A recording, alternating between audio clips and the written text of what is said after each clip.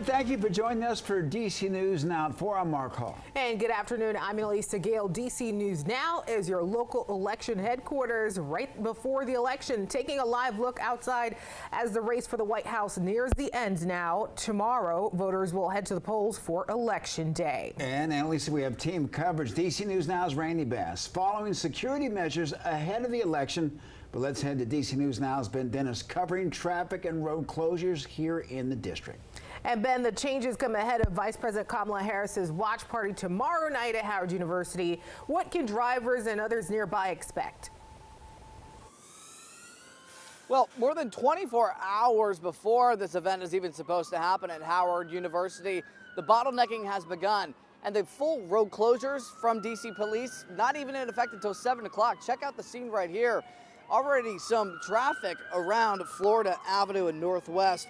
And throughout the day, fencing continued to go up around campus. Mixed emotions about these disruptions, including from students, visitors, and people working nearby.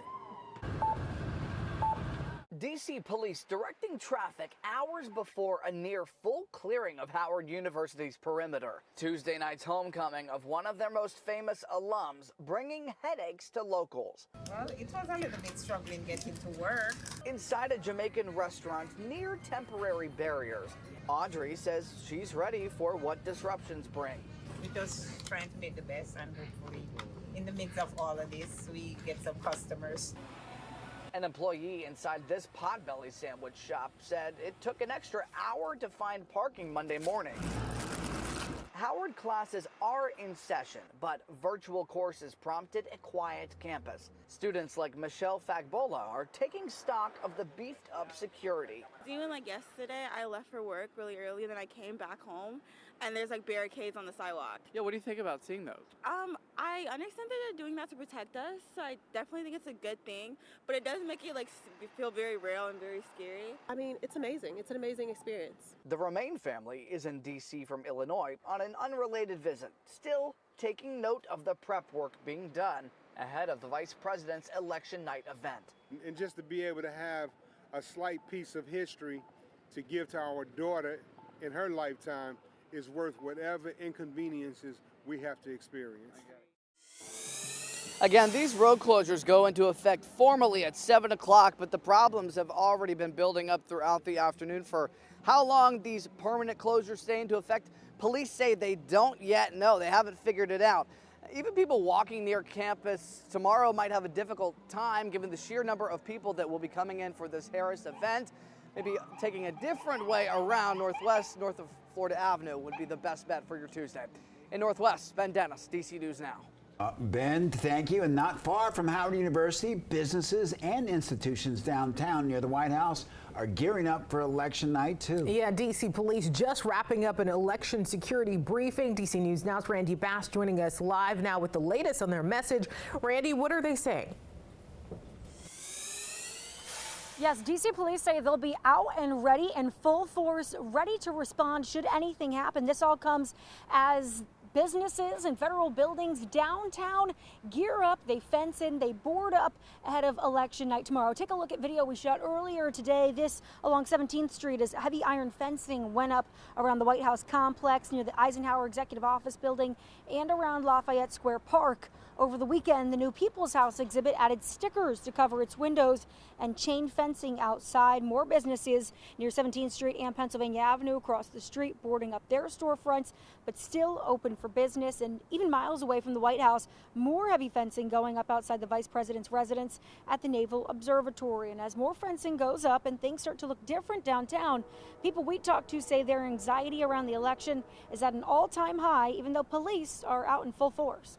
In addition to the security around Howard University, you will notice increased patrols in key areas downtown and around the White House. This proactive presence is a preventive measure, and while there is no credible threat to the District of Columbia, we want residents and visitors alike to feel assured that MPD is here, prepared, and dedicated to keep communities safe across all 7 districts. Like, I feel this election anxiety, but it feels different to 2020 because this time around we all know what happened afterwards. It almost brings tears out of me because I've been to many inaugurations, but I never seen anything like this. Right now, Chief Smith says there are no credible threats on the department's radar. However, it is also not clear at this point how long those fences and boards may stay up at some of those businesses downtown. We understand some of the fences will stay up around the White House complex through Inauguration Day. In Northwest, I'm Randy Bass, DC News Now. Randy, thank you. Meantime, in Virginia, Arlington County Police are ramping up security as well ahead of Election Day. They say that officers will conduct extra checks around polling places. However, they will not station officers at those locations, but they are asking community members to stay alert and monitor their surroundings. And staying in Virginia now, voters set a new early voting record ahead of Election Day. The Virginia Public Access Project reporting 137,551 people casted their ballots in person on Saturday. That breaks a previous record set on Friday. And an additional 5,700 votes came in from mail-in ballots, bringing Saturday's totals to more than 143,000 ballots. Officials expect well over 2 million early votes as mail-in ballots continue to pour in. And be sure to tune in to DC News Now on election night. Our coverage is starting at 7 p.m.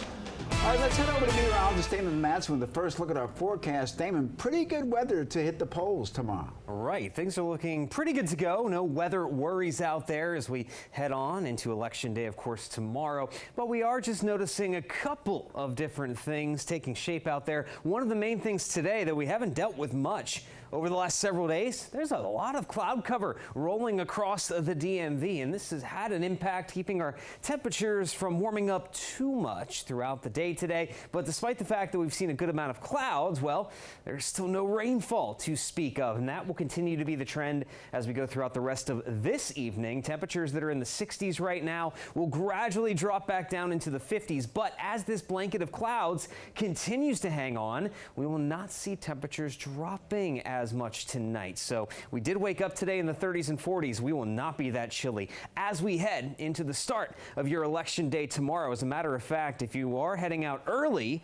to get your vote in, it's going to still be in the 50s with a good amount of cloud cover around. And then as we head through the afternoon and evening, it's actually going to turn out to be a rather warm day as those temperatures really start to rise up into the 70s with the clouds breaking up a little bit. But that's looking good as we head through Election Day. However, is this warming trend going to keep on rolling as we head over the next couple of days into Wednesday and Thursday? We'll have a full look at your forecast coming up here in just a bit.